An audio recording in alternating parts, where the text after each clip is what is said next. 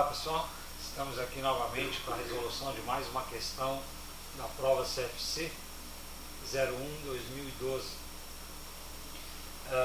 No nosso blog www.profmariojorge.com.br você vai verificar essas questões em formas de post e lá vocês poderão colocar seus comentários, suas críticas, enfim, tudo aquilo que vocês acharem conveniente e interessante, e eu terei o maior prazer em me comunicar com vocês, ok? Hoje então nós vamos verificar aqui a questão número 05. Essa questão fala sobre valorização de estoques. Então aqui diz que em 2/10/2011 uma sociedade empresária adquiriu uma mercadoria para revenda e os dados da transação são os seguintes: preço de compra antes do abatimento, ou seja, valor da mercadoria, 21.000. ICMS sobre as compras, ou sobre essa compra, 3.400. É um ICMS recuperável. Sabemos que os estoques têm que ser contabilizados líquido de impostos, quando recuperáveis. Aí tem os abatimentos. Esse abatimento ele vai no corpo da nota. Então o total da nota aqui é 20.000, valor da mercadoria 21, abatimento 1.000, valor total da nota 20.000. Provavelmente o ICMS é 17%, por isso deu 3.400. Gasto com o transporte da mercadoria 2.000. O transporte de uma mercadoria que eu estou comprando é custo desta mercadoria também, porque o custo é tudo aquilo que eu gasto até a chegada da mercadoria na minha empresa. No caso, eu tenho um ICMS sobre o frete, que também é recuperável. Então o valor líquido do frete aí é 2.000 menos 340, com 660. Bom, em 15/11 a empresa vendeu 50% do estoque. Em 31/12 a empresa apurou que o preço estimado de venda no curso normal dos negócios, reduzido dos custos estimados para sua conclusão e dos gastos estimados necessários para se concretizar a venda para esta mercadoria, é de 8.000. Considerando que a empresa não possui estoque inicial, o valor do estoque em 31/12 a ser apresentado no balanço patrimonial nesta data é de... Então aqui é uma questão que tem que tomar muito cuidado. Por quê? Porque essa informação aqui é extremamente importante. Por quanto eu consigo vender os meus estoques líquido dos custos das vendas ou das despesas de venda. Isso é importante porque é uma comparação que eu tenho que fazer com o custo, né, em relação ao valor que eu paguei pelos meus estoques. Isso está muito claro no CPC relativo a estoques. É isso que nós vamos ver na sequência para nós entendermos melhor. Não é simplesmente fazer o cálculo ou aquele mapinha de entrada e saída de estoques, não. Então vamos aqui entender. O CPC é o 19, ou seja, a NBCTG 19, a norma contábil 19.20, que fala sobre estoques. Então, eu peguei, obviamente, só aquilo que mais nos interessa para essa questão. No item 9, que fala sobre mensuração, diz: os estoques, objeto desta norma, devem ser mensurados pelo valor de custo ou pelo valor realizável líquido dos dois ou menor.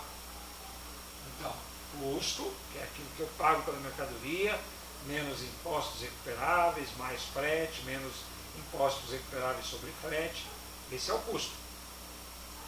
Comparado com o valor realizável líquido. O que é o valor realizável líquido? É o valor pelo qual eu consigo vender, só que menos os possíveis ou as mensuráveis despesas com essa venda. Vamos entender melhor.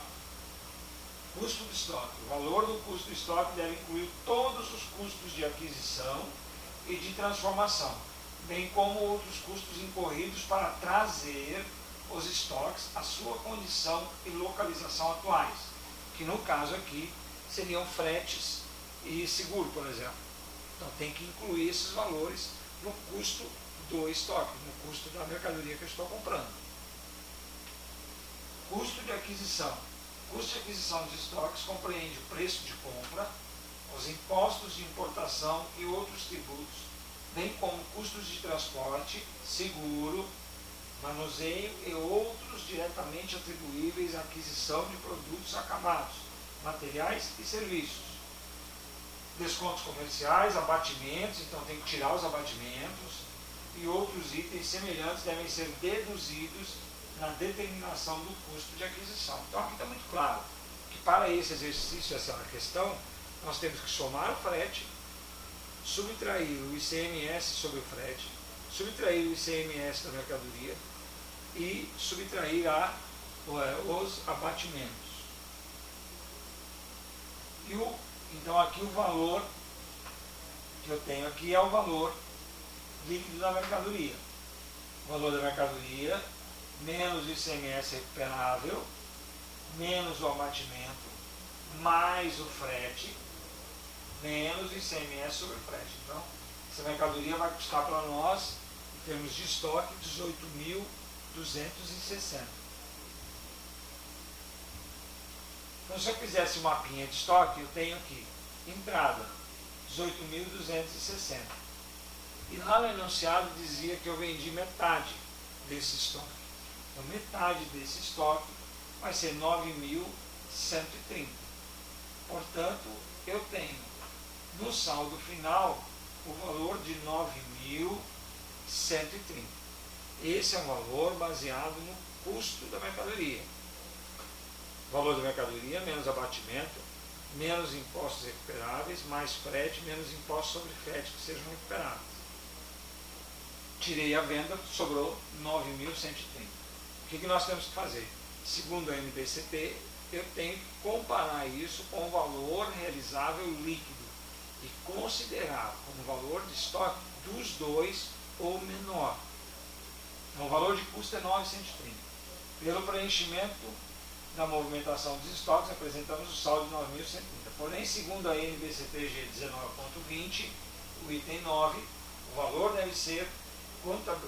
a ser contabilizado deverá ser o menor entre o valor de custo e o valor recuperável líquido. Sendo assim, precisaremos fazer mais um cálculo, ou seja, a comparação entre os dois valores. Então, o saldo do estoque, 9.130. Valor realizável líquido segundo a informação dada no enunciado. Lá dizia que esse estoque eu consigo vender pelo valor de 8.000, já líquido das despesas com vendas.